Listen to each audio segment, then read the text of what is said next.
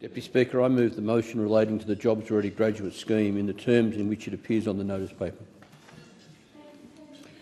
Deputy Speaker, Australia is one of the richest countries in the world, and it's more than capable of ensuring that higher education is accessible and affordable for any Australian with the desire and aptitude to pursue it. Unfortunately, though, that's not what successive governments have chosen to do. In fact, the previous coalition federal government chose to drastically increase the cost of degrees in the arts and humanities in particular with the Jobs Ready Graduate Scheme, a scheme which was rightly criticised at the time by the then Labor federal opposition as being inequitable and damaging. So I imagine the subsequent frustration among students, parents and many others in the community that after 3 years in power and almost 2 years since the Universities Accord final report, this Labor government has yet to repeal and replace this appalling scheme. Yes, the government has made welcome steps in reducing student debts, which have been ballooning rapidly. But what they seem to not understand is that you wouldn't need to forgive student debts if you hadn't loaded them up with mountains of it in the first place. And if the government doesn't act to address the fee structure, the problem will only re-emerge again for students in a few years' time. In other words, the one-off cut to student debt is really just a band-aid on a bullet wound. Deputy Speaker, it's clear, I suggest, that we need a return to first principles. And if you ask me, that should come with a re-examination of our attitudes and approach to education across different stages of life. Because at the moment we don't look at education holistically, choosing instead to adopt a fragmented approach to early childhood education, primary and secondary education and tertiary education. And even within the tertiary sector, we've got fragmented approaches to vocational education and to university education.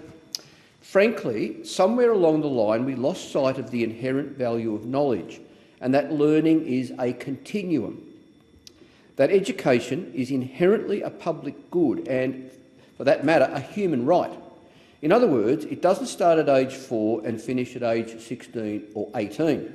It starts the moment you're born and extends to the moment you die. Deputy Speaker, it's not hard to find the basis for a different approach. We already accept that free, compulsory primary and secondary education for all students should be provided on the basis that all citizens deserve an equal right to education, regardless of their financial capacity. But it shouldn't stop there, and I think we should apply that same principle to education across the entire spectrum of learning. In other words, higher education shouldn't be in some esteemed class of its own, which is why I've long called for a return to fee-free first degrees for Australian citizens. I'd hope such an approach would find favour with the current federal government, because it was, of course, the Whitlam federal Labor government that introduced fee-free degrees in the 1970s.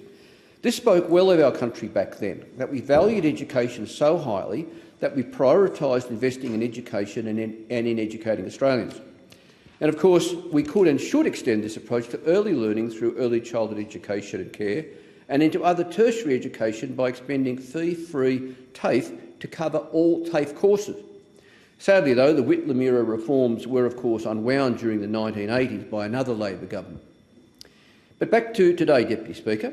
The Jobs Ready Graduates Scheme exemplifies a narrow, individualistic and hard-nosed economic view of education, as does the other often touted alternative of setting fees based on future earnings.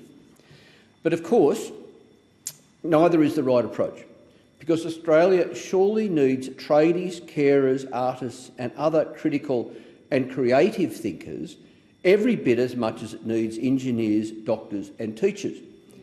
Indeed, there is an inherent value to the community of a broad education, and the fact is that a smarter, better and more diversely educated community is not only more employable, it's also healthier, happier and more adaptable. All of this is to say, Deputy Speaker, that it's beyond time the government acted on the principles they claimed to have just 3 and a bit years ago, and to finally address access and affordability in the higher education system. And a great place to start would be scrapping the Morrison-era Jobs Ready Graduate Scheme and returning to Whitlam-era fee-free first degrees. The country would be all the better for it if they did. Thank you, Deputy Speaker.